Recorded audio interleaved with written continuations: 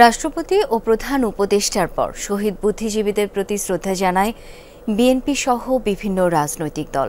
তবে দেখা যায়নি আওয়ামী লীগ ও তাদের কোনো অঙ্গ সংগঠনের কাউকে।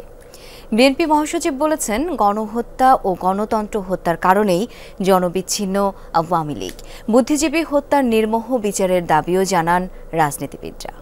লেবুর সুঘ্রাণ আরো বেশি, ত্বকের যত্ন আরো বেশি, চলে আরো বেশি। আপনার পকেটে কি বিদেশি না বাংলাদেশি? লাখো শহীদের রক্তে কেনা লাল সবুজ পতাকা ও বাংলাদেশ। ৭১-এর মার্চ থেকেই বাংলাদেশকে মেধা শূন্য করার চেষ্টা ছিল। রাজাকার আলবদরের সহায়তায় বিজয়ের আগ পর্যন্ত হত্যা নির্যাতন চালিয়েছে পাক বাহিনী। এক একটি বদ্ধভূমি তার কলঙ্কিত চিহ্ন, স্মৃতিসৌধ সেই হত্যার স্মারক। রাষ্ট্রপতি প্রধান উপদেষ্টার পর বুদ্ধিজীবীদের প্রতি শ্রদ্ধা জানান বিভিন্ন রাজনৈতিক দল ও সামাজিক সংগঠন। প্রয়োজনে ১০০ বছর পর হলেও ইতিহাসের বর্বরতম হত্যার বিচার চান তারা। নৈতিকতা প্রতিষ্ঠা করার জন্যই সেই বুদ্ধিজীবী হত্যাকাণ্ডের হত্যাকারীদেরকে বিচার করা দরকার এবং স্বাধীনতা যুদ্ধের যুদ্ধাপরাধ যারা করছিল তাদের বিচার কার্যটা সম্পন্ন হওয়া দরকার। আমরা চাই কোনো লুফর্স না থাকুক, সঠিকভাবে ৭১-এ বুদ্ধিজীবীদেরকে যারা হত্যা করেছে তাদের বিচারটা করা হোক। যারা ৭১ সালে শহীদ হয়েছিলেন সব শহীদের মধ্যে আমরা দেখেছি যে তরুণ বুদ্ধিজীবীরাও ছিলেন। এই মুহূর্তে আমরা মনে করি তরুণ বুদ্ধিজীবীদের একটি উত্থান হওয়া প্রয়োজন।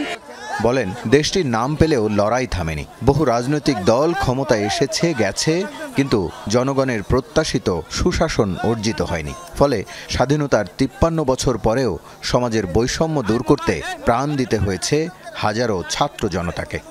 মুক্তিযুদ্ধের শহীদদের স্বপ্ন বলি বারবার এটা কিন্তু প্রতারিত হয়েছে। মুক্তিযুদ্ধের নাম করে, গণতন্ত্রের নাম করে একটা ফ্যাসিবাদী দুঃশাসন বাংলাদেশে কায়েম করা হয়েছিল। লক্ষ্য আবারও স্থির হয়েছে।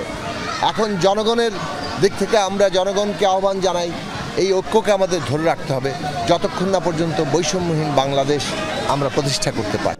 শহীদ বুদ্ধিজীবীদের প্রতি শ্রদ্ধা জানায় বিএনপি ও দলটির অঙ্গ সংগঠনের নেতারা। বিনম্র শ্রদ্ধায় স্মরণ করে বিভিন্ন শ্রেণী পেশার মানুষ।